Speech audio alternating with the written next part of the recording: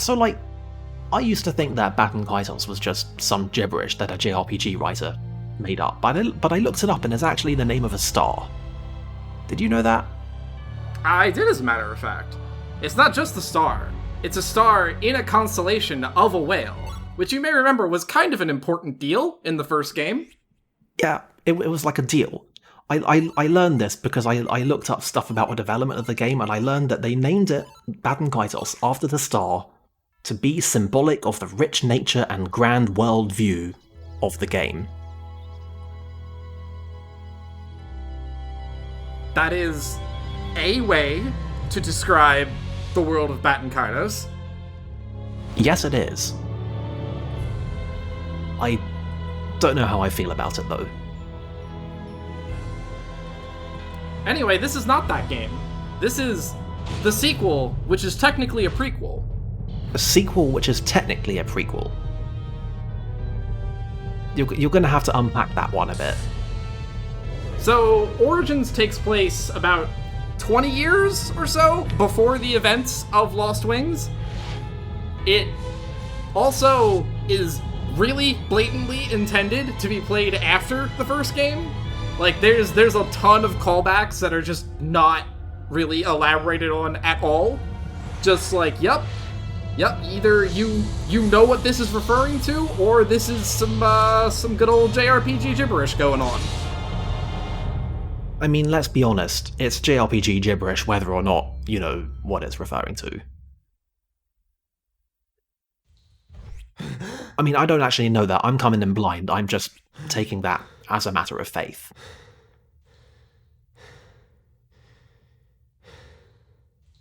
So this is Sagi. He will be our main character for this lovely little adventure. Again. And he is definitely on our side, right? I mean, I'd have told you yes if you had asked that about Callus, too, so make of that what you will. Fair enough. Well, I noticed that they are once again not even bothering to gracefully incorporate our name into proceedings. Let's try to get some sleep. Yeah, the voice reads are not much better in this game. However... Yeah, I was going to say, I've noticed one way in which they are much better than the last game. Ah, yes, the tin can effect is gone. An urgent meeting in the strategy room. Cool. Rise and shine. That's definitely a plot point, right? That was a joke. You don't have to respond to that. In the middle of the night? I guess we do have to earn our keep. So, this game starts much harder than Lost Wings did. My wings of the heart are good to go. I mean, I suppose... Ready? I suppose we didn't know at the time, but, you know, as far as we were concerned, Lost Wings started with some guy who's, like, in this nice little farm town. Sagi here is a member of the Dark Brotherhood, and we're about to go assassinate the Emperor. Cool. Just an average day in the life. Sometimes it is nice to skip the pretenses, though. That said, if I were a JRPG developer, or if I was any kind of game developer, I would absolutely make a game and like market it like it would have one of these kind of like grand plots that gets kicked off by somebody's village getting burned down, and then just ironically make a game in which that never happens and the entire game is set in your idyllic village during peacetime. Find analogs for all the combat stuff that has peaceful purposes. Kind of like the introduction of Majima in Yakuza 0, except like spun out into a whole game.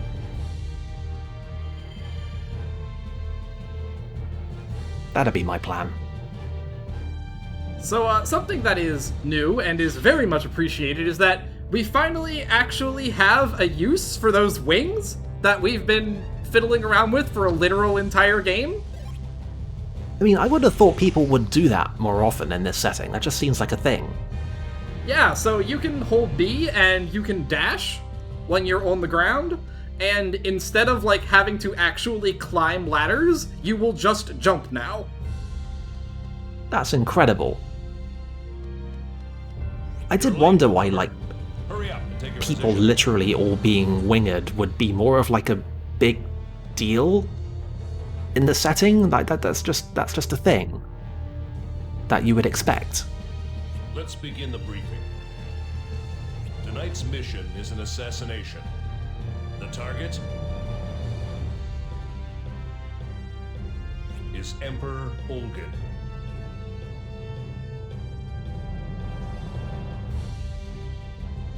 Shut your traps! Attention! As you were. I certainly share your unease, but as you know, the Imperial Dark Service does not answer to the Emperor. We're Lord Baelheight's private guard. I don't see why these orders should come as a surprise. Our duty is to take action when his lordship requires it. Nothing more, nothing less. Sounds like a healthy political ecosystem. Consider this mission Code S. All servicemen are authorized to use Para Machina. Open the lockers. Yes, sir.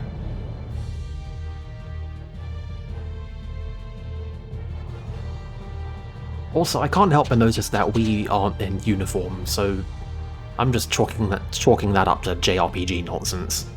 Retrieve your Para Machina and proceed to the rendezvous point.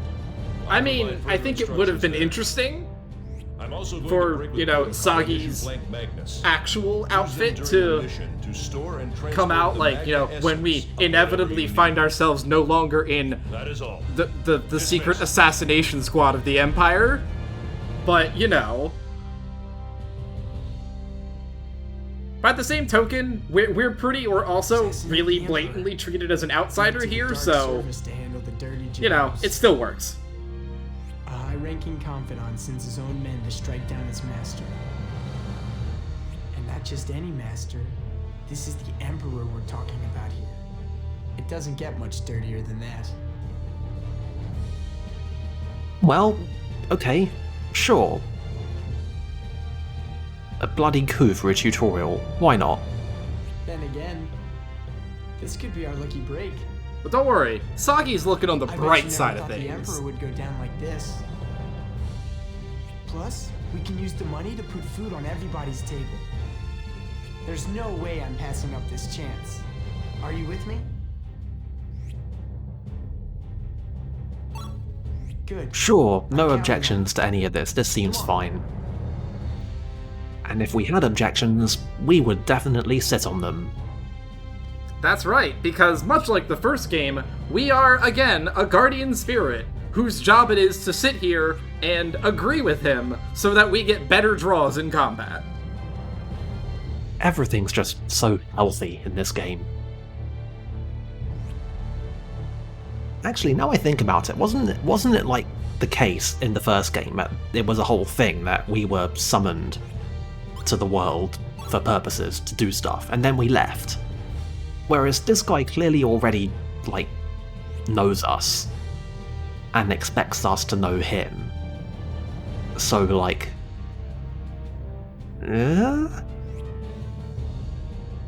Yeah, we are definitely familiar with Sagi.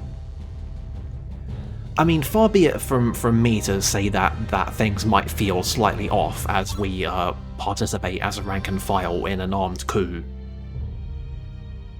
But, you know...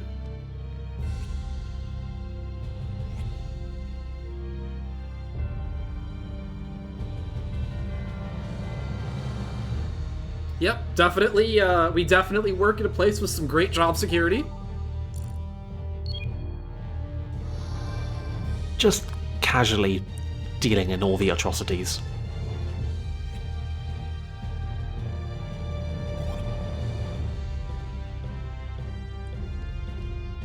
I mean, I don't know what our actual batting average is for how long into a Let's Play it takes for somebody to bring up war crimes, but I figured that this one is just kind of a default winner. Yeah, like, I mean, there are jokes to be made about the Kong Empire, but no, seriously, we're an extra military strike force in the Empire. That is literally our job, is to do war crimes. Good old Atrocity Squadron. But you know, that checks out. There was a war crime squad in the first game, too. That was what Savina's job was. Good precedent to have. Means things are going real rosy. You know, you might want to watch your mouth there, Ghost Boy. Good, does everyone else here know about us as well? The service is crawling with men a lot scarier than you. Yeah, that's the thing. We are a part of this squad specifically because Now we see, are a What did spiritor. I tell you? If you want to stay alive, you better learn to This keep has, your mouth this, shut. as you can guess, has made us a lot of friends. Hey, tough guy. You think what we do is dirty, huh? Little runt. When Lord Balehide asks you to do something, you keep your mouth shut and do it. Yeah, we don't need any snot-nosed punks in our ranks. Maybe we can beat some sense into you. Sure, but do you have cards?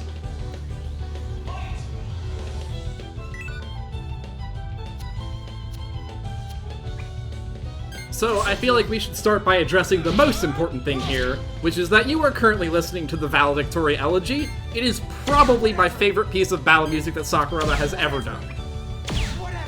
That's a wide field and therefore a bold claim. Now, as for this game specifically, as you can probably tell, we have thrown out large parts of the Lost Wings battle system. It is, among other things, now an ATB-based system, rather than being strictly turn-based. Yeah, there was a time in there I was like, what's up with that? So yeah, it's ATB now. We have this equipment system. We have these generic attack cards. Like, there's a lot going on here.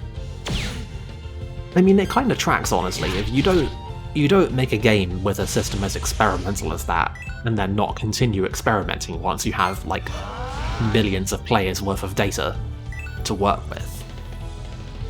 That's just sensible. Personally, I'm not gonna say that I don't like this system, but I do prefer the original's combat. Now this was, what, like 2006, right? Yes, this was 2006.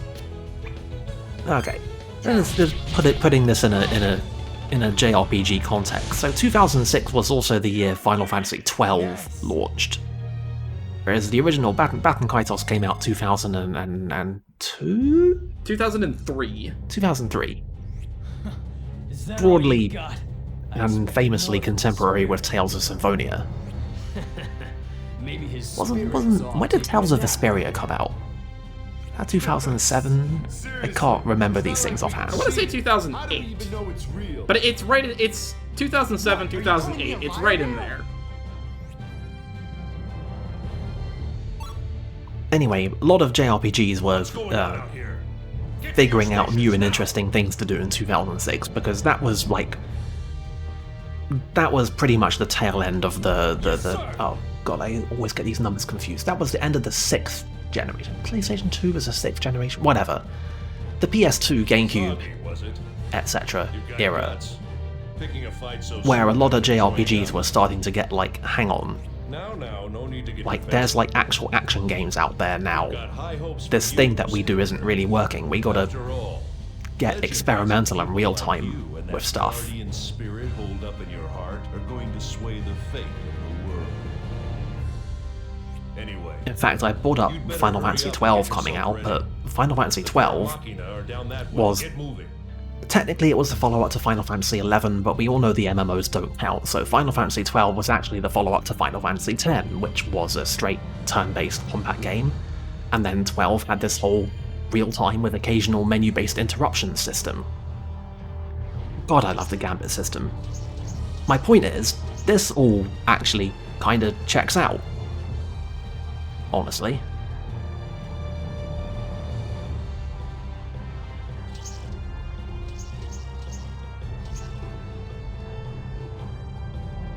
Anyway, as you can tell, combat is kind of a lot right now. So we're gonna get a friend to hopefully help even the scales a little bit.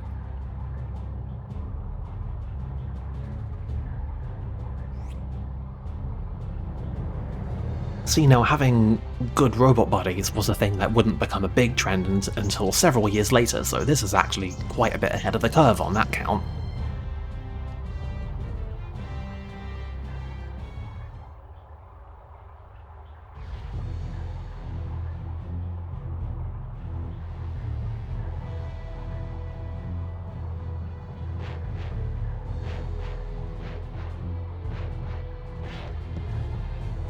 You looked a little cramped in there, Gilo. Cramped. You know that sensation is lost on me. Is it finally time for action? This looks non-standard. Try to keep it down a little while longer. Are you telling me that that's not how your robot gets booted up in the morning? Also, if you don't have sensations, why do you have to stretch? That's more like it. Well, here goes. Our first field mission. Are you ready? Ah, whatever. We better not question this too deeply. Glad to hear it. I know we've been through this, but you and I need to be as like-minded as we can. So, one major point of credit here, the game very explicitly just outright tells you, yes, you need to agree with Soggy or else your draws will not be as good. Or if we're taking a beating, we'll have a better Which is chance of good. drawing a recovery magnus. It means that you gotta, it makes the decision to like actually speak your mind interesting. The point is, the choices you make will determine Will how the well we work together. game ever actually like deliver a payoff based on that tension? Who the fuck knows, but it's the kind of thing that could work. Now that's what I like to hear. Also, it's just nice to have the game outright spell out that, yes, this is how this mechanic works. Once more, altogether now, games should explain things. They should explain things. Players should know, mechanically speaking, what the deal is.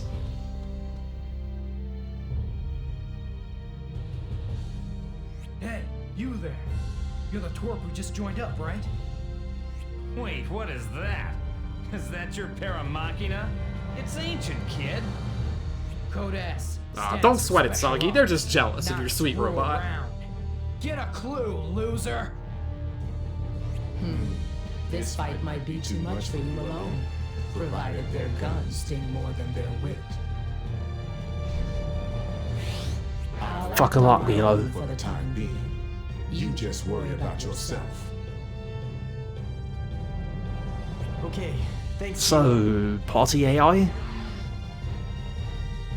Gilo will eventually join the actual party, but it won't be until after the tutorial dungeon. Ah, guest party members. Yeah, so for now, they're just gonna hang out and help us kill things. Just normal buddy things. So if it wasn't obvious from the first little tutorial battle we did, the way combat in this game works is that ideally, you want to equip a weapon. That little number up there is its durability. So in this case, we have a piece of armor. So with the next 3 hits that we take will take reduced damage. So ideally, the way you want to play this is you want to equip a weapon, and then you'll want to go into a combo. The cards must ascend. So you can do 1, 2, 3, but you can't do 1, 3, 2. Standard card game stuff. And of course, there's also more to it beyond that. Like, the higher level cards also have, like, there's an invisible break stat, which is sort of like poise, I guess, would be the closest analog. Like Dark Souls poise. So many PTSD flashbacks just hearing that word, but yes, go on. So, like, yeah, there is, like, an invisible break meter that higher level cards do more damage to, and when you do enough, you will knock them down. And when you do that, you can interrupt their turn and stuff like that. So, there is What's with that paramachina? more to it, thought it was but an yeah, overhaul. the basic gist of combat is that you want to equip a weapon, and then you want to do 1, 2, 3, followed by your character-specific finisher. See, for my part, I'm coming into this directly off of playing Slay the Spire, so this is all very jarring.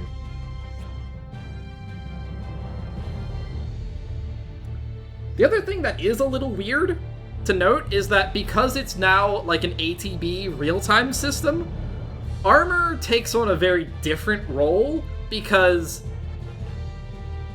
I mean, obviously it doesn't do anything for you when you're attacking, but like, you're always attacking.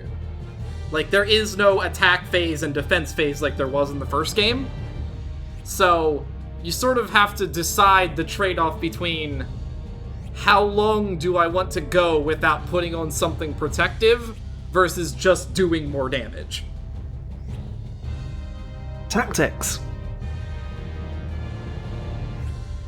And I'm sure you could have guessed this, but like, broadly speaking, you want to be doing more damage. I mean, that's a familiar refrain. This is very much a game that subscribes to the ethos that the best defense is a good offense. I mean, there's nothing quite like ending the fight.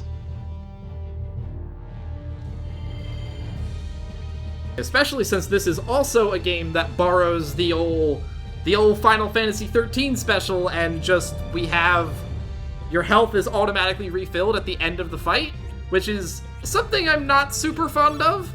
I don't think it's fair to call it at the Final Fantasy XIII special in this context, given that, you know...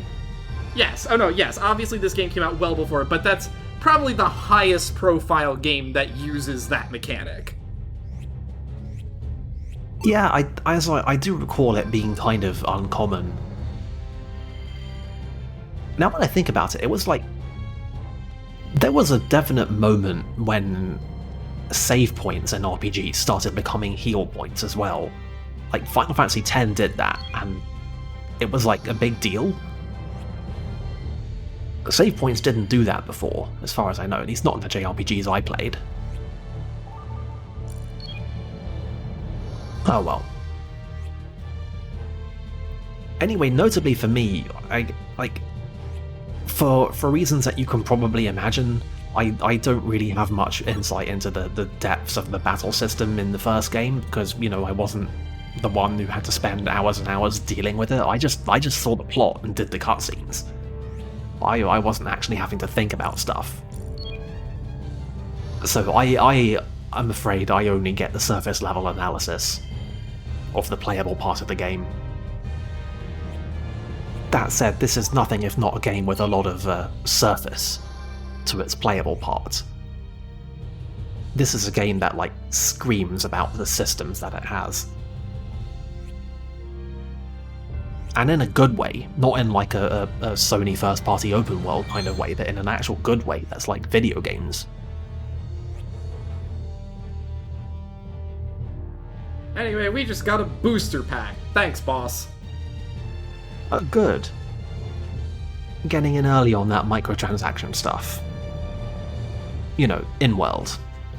We also just spent the last 30 seconds lighting torches instead of going to the mission. But, you know, I'm sure that's fine. What's the worst that could happen? Well, I mean, the worst that can happen is that we get caught up in a complicated political plot kicked off by our attempted assassination of the Emperor. What are the odds that'll happen? Yeah, fair enough.